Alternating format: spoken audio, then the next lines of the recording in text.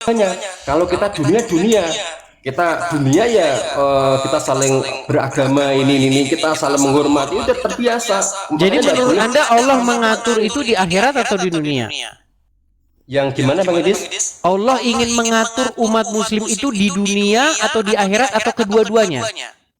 Nah, itu di dunia menuju ke akhirat. Makanya ada seorang rasul itu tadi Ini berat nih. Oke lah Pak Susilo, besok kita lanjut lagi ya. Terima kasih sudah mampir kemari. Kita akan lanjutkan lagi besok. Oke? Puas tidak puas, suka tidak suka, beginilah hasil diskusi kita. Kita ambil saja hikmahnya dan kebaikannya. Oke, terima kasih Pak Susilo. Oke, selamat malam. Terima kasih. Ya. Ya, walaupun dia masih ada wajah-wajah tidak puas ya teman-teman ya. Tapi emang begitu teman-teman. Saya ini hanya mengungkapkan fakta. Saya hanya mengungkapkan apa yang tertulis di dalam Quran dan hadis itu. Ya. Yuk, silakan. Pernyataan yang mana? Yang tadi dia katakan bahwasannya Isa itu adalah anak Allah. Setuju?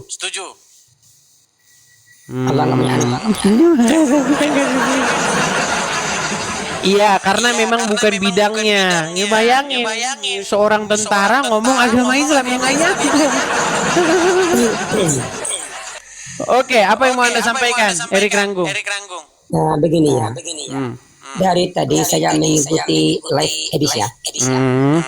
Tadi Edis mengatakan bahwa asal mula Edis membuka komal ini karena ada seorang penceramah asal India diundang ke Indonesia gitu kan? Itu salah satu dari sekian banyak alasan. Betul. Begini Edis. Kalau Zakir Naik ya, dia mempersilahkan para agama yang bukan Islam dipersilahkan untuk bertanya. Dia menjawab.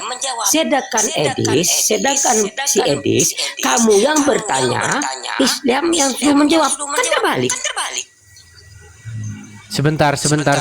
Ini bahasamu agak sedikit susah nih. Sebentar. Gini, alasan saya membuka channel seperti ini, ruang seperti ini, itu adalah sebagai sebuah respon dari orang-orang Islam yang suka membahas agama Kristen. Salah satunya adalah Zakir Naik. Ya.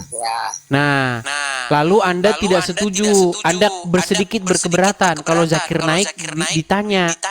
Sejak kapan Zakir Naik bisa ditanya? Yang ada, tenang. Yang ada Zakir Naik itu kalau dibantah sedikit sudah langsung ditarik nanti mikrofonnya.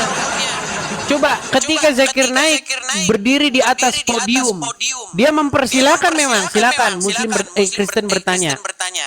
Habis itu kalau nggak setuju nggak bisa. Misalnya seorang Kristen itu nggak setuju dengan jawaban Zakir Naik, Kristen itu nggak akan dikasih kesempatan untuk melakukan penyanggahan, langsung diambil mikrofonnya. Silakan kasih yang lain gitu. Kalau di sini boleh saya kasih kesempatan. Justru ini forum yang lebih adil. Anda saya berikan kesempatan untuk menyanggah, Anda saya berikan juga kesempatan untuk bertanya dan ditanya. Lebih adil forum ini. Gimana Anda itu? Adilnya dari mana? Nah, sekali lagi saya katakannya. Sekali lagi ya. Zakir Naik, dia mempersilahkan para orang-orang yang agamanya selain Islam bertanya. Dia menjawab. Sedangkan si Edis ngomong-ngomong terus, pihak-pihak yang di Islam nggak diberi kesempatan untuk ngomong. Nggak sama. Siapa ini nekat yang nekat? Oke, coba kamu bertanya. Kamu mau bertanya apa? Apa yang mau kamu tanyakan memang? Kayak ini ya. Kalau benar ya, ini ya. Edis tadi mengatakan Yesus itu anak Allah, berarti dua dong. Ada dua Allah dong. Ada dua Tuhan dong. Allah Bapa dan Yesus. Baik, kamu ini salah paham. Saya tidak mengatakan Yesus itu tenang. Saya tidak mengatakan Yesus anak Allah. Saya mengatakan Isa sebagai anak Allah. Dan tadi saya bilang itu tidak benar kalau Isa itu anak Allah, dibantah oleh Al-Qur'an.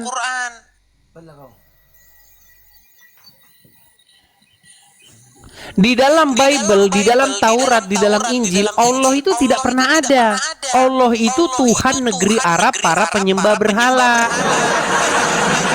yang dikait-kaitkan menjadi Tuhan di dalam Taurat dan Injil.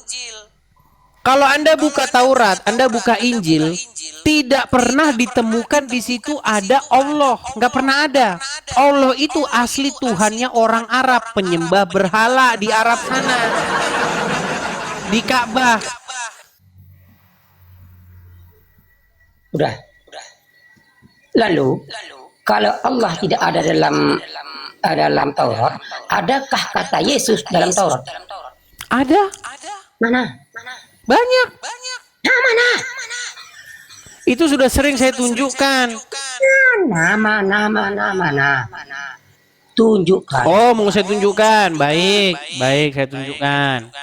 Katanya tidak ada nama Yesus dalam Taurat. Ada. Kenapa tidak ada? Tetapi tentu bentuknya bukan. Bentar nih, saya kasih tunjuk ya.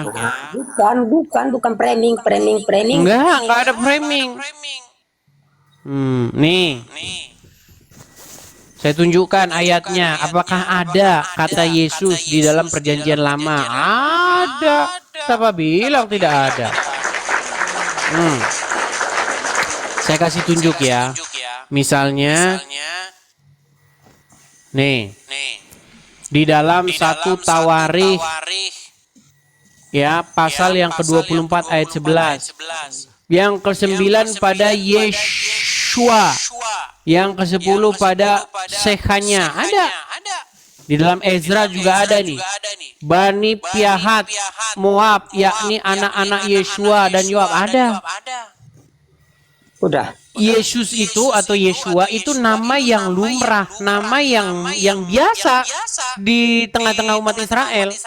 Udah. Terus yang saya tanya sama kamu, di mana ada nama Allah dalam Perjanjian Lama, dalam Taurat, dalam Injil? Gak ada. Silakan. Di mana ada nama Allah atau nama dalam Taurat atau Injil? Selama ini saya cuma berdebat dengan seseorang yang cuma tahu terjemahan, bukan bahasa Ibrani asli. Botol. Ya sudah, dalam bahasa Ibrani asli apa? Di mana ada kata Allah? Nggak saya sangka selama ini saya berdebat sama orang botol yang cuma terjemahan, nggak bisa bahasa Ibrani. Jawabannya saja, jawabannya. Di mana ada kata Allah? Saya maunya bahasa Ibrani, bahasa Ibrani yang mengatakan ada namanya Yesus, bukan terjemahan. Botol, nggak usah angka botol gini.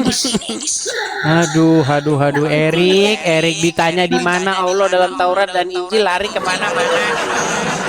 Yang saya tanyakan kepada kamu, Erik, di mana nama Allah dan Taurat di dalam Taurat dan Injil? Enggak. Saya tanyakan bahasa asli Ibrani yang baiklah, kalau Anda tidak tahu di bawah saja. Ditanya dalam Taurat